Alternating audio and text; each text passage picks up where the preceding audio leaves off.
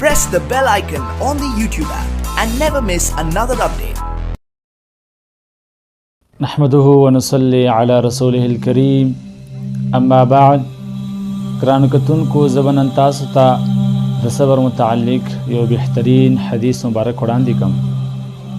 ګرانو کتونکو کله چې په یو انسان باندې بیماری راشي، مشکل راشي، تکلیف راشي، مصیبت راشي، غم راشي، دغه تمام اشیاء د الٰه العالمین له طرفه وي او دغه تمام اشیاء دغه انسان په مقدر کې یعنی په تقدیر کې موجود وي.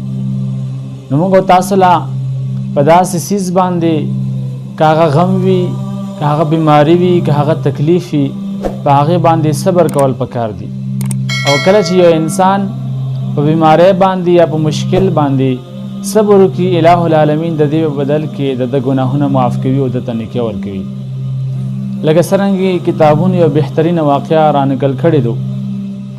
کتابونه لیکي چې په یو خاریه کې دوه کسانو چې هغوی د مرګ په حالت باندې پراته وو، چې په هغه کسانو کې یو مسلمان و او دویم کس چې هغه یهودي و. دغه یهودي چې دی وخت ځن قدم دی، وخت مرګ نږدې دی، او دویم طرف ته چې کوم مسلمان دی دغه مسلمان هم وخت ځن قدم دی، وخت مرګ نږدې دی.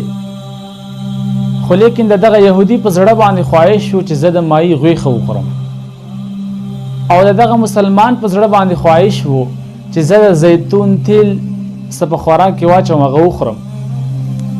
خو دغه واقع ته تاسو ښه توجه وکړئ او تر اخره پورې وګورئ، انشاءالله تاسو ته څه فایده حاصله شي.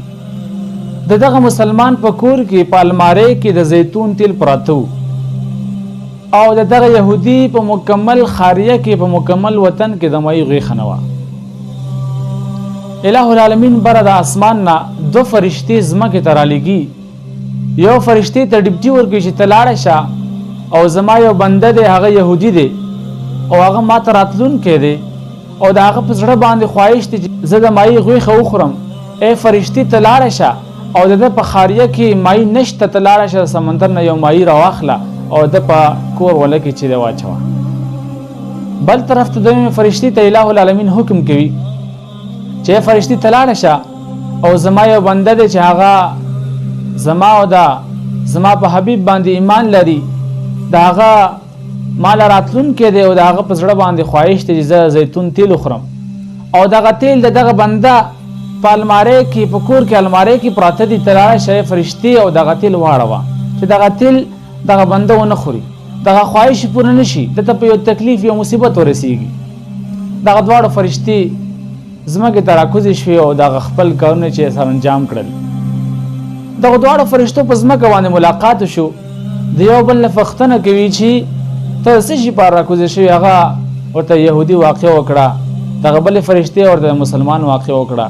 خو لیکن دغه دواړه فرشتې په دغه عمل باندې پوه نه شو چې الٰه العالمین په دغه واقع کې په دغه عمل کې څه حکمت دی. ګرانو کتونکو دغه دواړه فرشتې د الٰه العالمین دربار ته وختلې. د الٰه العالمین په دربار کې عرض وکړ چې یا الٰه العالمین، کوم حکم چې تاسو موږ ته کړی وو هغه حکم موږ سر انجام کو، خو لیکن دغه عمل په حکمت باندې موږ پوه نه شو چې په دې عمل کې څه حکمت دی. ځکه چې یو طرف ته یهودي دی، بل طرف ته مسلمان دی. د یهودي خواهش پوره کیږي او د مسلمان خواهش نه پوره کیږي. وجه څه ده؟ الٰه العالمین ورته فرمایي چې زما فرشتو، کله چې په دنیا کې یو یهودي، یو کافر، یو نافرمانه انسان هغه چې د خیرات صدقات وکړي، غریبانو باندې څه خوراک وکړي، نو دغه انسان لا، دغه یهودي لا، دغه کافر لا دغه خیرات صدقات هغه اجر زه په دنیا کې ورکوم، او دغه یهودي ما ته راتلونکی دی لږ ساعت وروسته ما ته راشي او دغه یهودي مکمل عملنامه د ګناهونو نه ډکه ده، خو لیکن په دغه عملنامه کې صرف یو نیکي پاتې ده. نو ما تاسو ته ځکه حکم وکړو چې تاسو لاړ شئ او دغه یهودي د زړه خواهش پوره کړئ. صرف په زړه کې دغه ماهي غوښې خواهش راغی، تاسو دغه خواهش پوره کړئ چې دغه یهودي دغه یو نیکي ختم شي او د عملنامه چې مکمل د ګناهونو نه ډکه شي، او د چې کله مال راشي چې د صرف د ګناهونو نه ډکه راشي، چې د سره څه نیکي نه چې اسنه زما رحم او زما فضل راشي او د جنت ته داخل کما. او دویم طرف ته چې کوم مسلمان دی، دغه مسلمان په دغه بیماری سره ما تمام ګناهونه چې دی هغه معاف کړل، خو لیکن دا په دغه ګناهونو کې صرف یو ګناه پاتې شوی وه او دغه مسلمان ماله راتلونکی دی او زه دا نه غواړم چې یو مسلمان ماته سره د ګناه راشي، هسې نه چې زما قهر چې هغه په جلال کې راشي او زه دغه مسلمان جهنم ته داخل کړم. نو په دې وجه باندې ما تاسو ته چې لاړ شئ او دغه مسلمان چې کوم هغه خواهش دی هغه مه پوره کوئ چې دته یو تکلیف ورسیږي او دغه تکلیف په بدل کې به زه دته دغه ګناه معاف کوم، نیکي به ورله ورکوم او دغه مسلمان به ماته سره د نیکو راشي او دغه مسلمان به زه جنت ته داخل کړم. ګرانو کتونکو، د نبی علیه السلام حدیث مبارک دی که چېرته یو انسان په خپه کې یو ازغی لاړو، یعنی دومره معمولي شاندې ضرر ورغی او دغه انسان په دغه عمل باندې، په دغه ضرر باندې، په دغه تکلیف باندې صبر وکړي، الہ العالمین د دې بدل کې د نیکي ورکوي. محترمو کتونکو، موږ تاسو له پکار دي چې څومره مصیبتونه، څومره بیماریانې، څومره مشکلات په موږ تاسو باندې رادرومي، موږ تاسو په هغې باندې صبر وکړو او موږ تاسو دغه بیماریانو، دغه مشکلاتو شکایت ونه کړو، ځکه چې الہ العالمین باندې شکایت کول دي. الہ العالمین دې موږ تاسو له په دغه بیان باندې د عمل کولو توفیق را نصیب کړي. واخر دعوانا ان الحمد لله رب العالمین.